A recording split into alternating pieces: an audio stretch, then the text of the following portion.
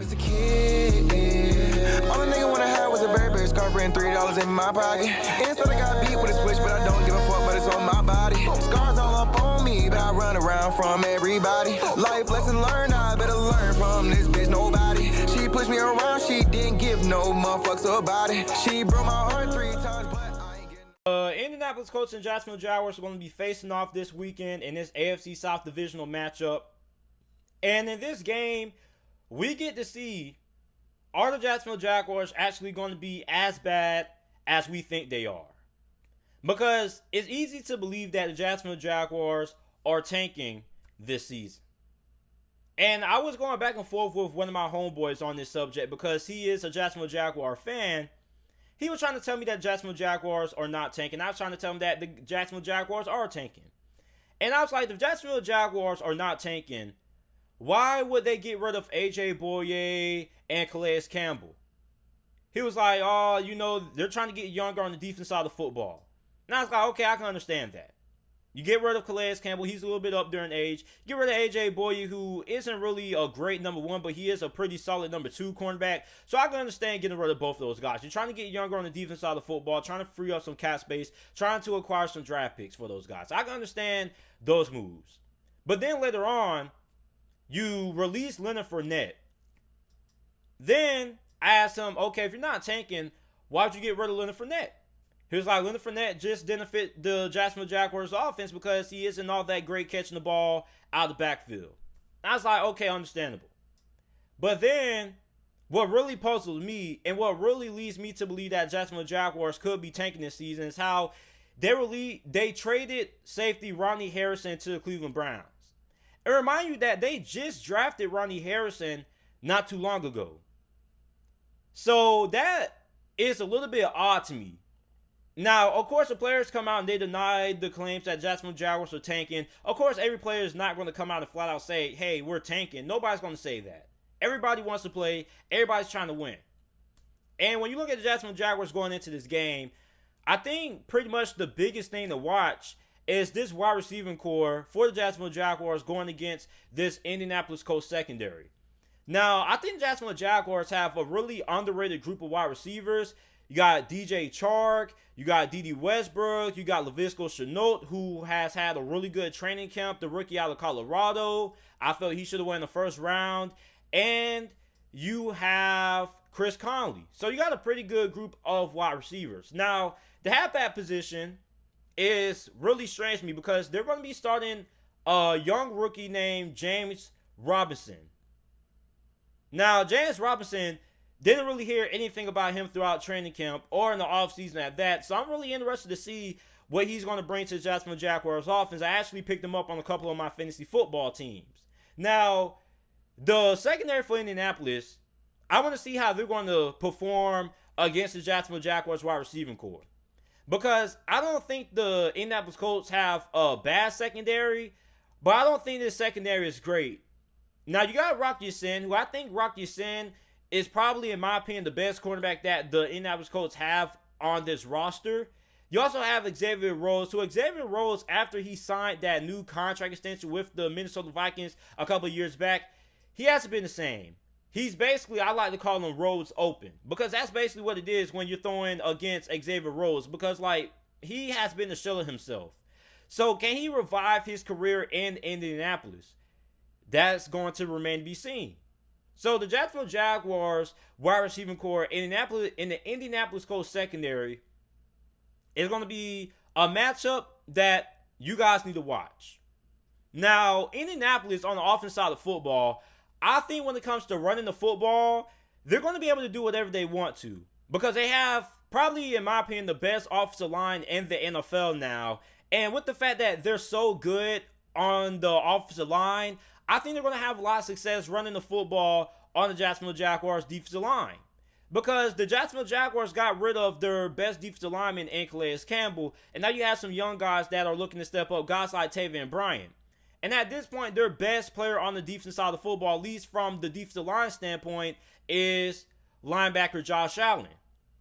Now, Josh Allen, you know, he can't do it all himself. He's going to have to have some help. And I don't really think the Jacksonville Jaguars are going to have that good enough talent to be able to, stop this rushing attack for the Indianapolis Colts because of how great this offensive line is.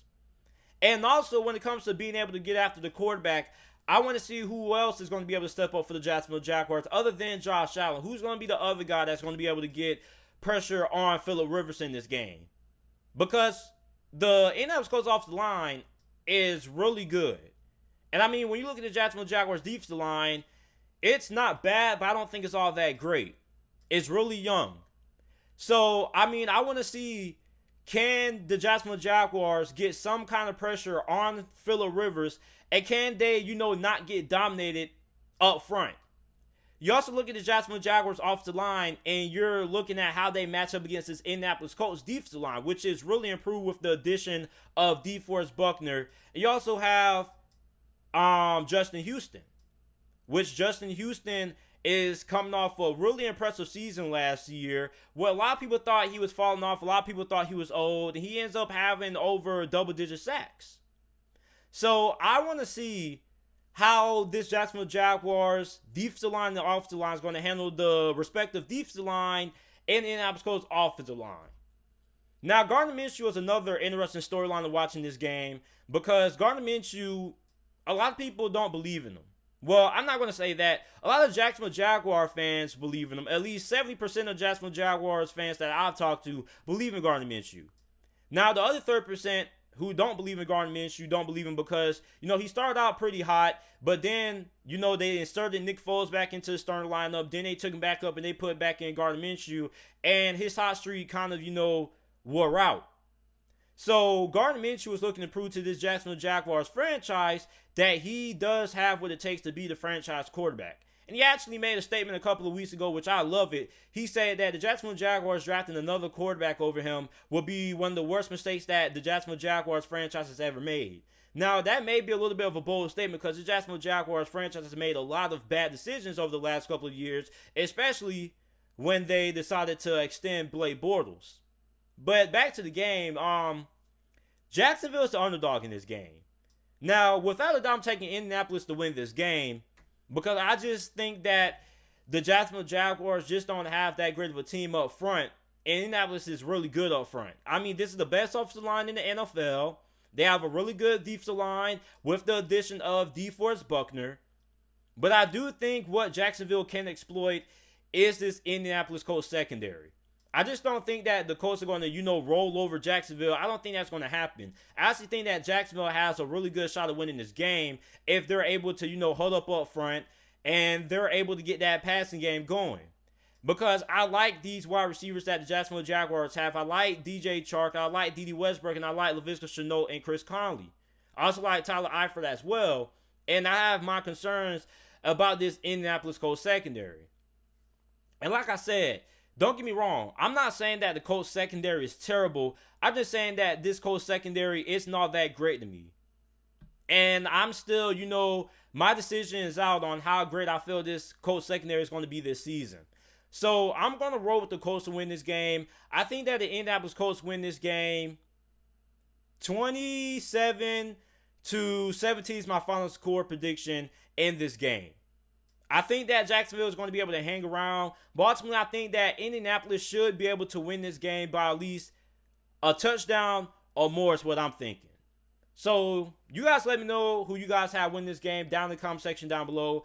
I know if you're watching this on Apple and Spotify, make sure that you guys go ahead and, give the podcast a 5-star review. And also, if you're listening to this on YouTube and you haven't checked out the podcast, every single video or almost every single video that I upload on the channel is uploaded on audio platforms and podcast format. So if you guys want to listen to the audio version of this video, make sure to go ahead and check out my podcast, the JT Sports Podcast, on every single podcast platform, Apple, Spotify, wherever you go ahead and you get your podcast is available. So, I'm taking the Colts to win this game. I think they should win this game by at least 2 possessions or at least a touchdown or better. So that's my prediction for the Jacksonville Jaguars versus the Indianapolis Colts.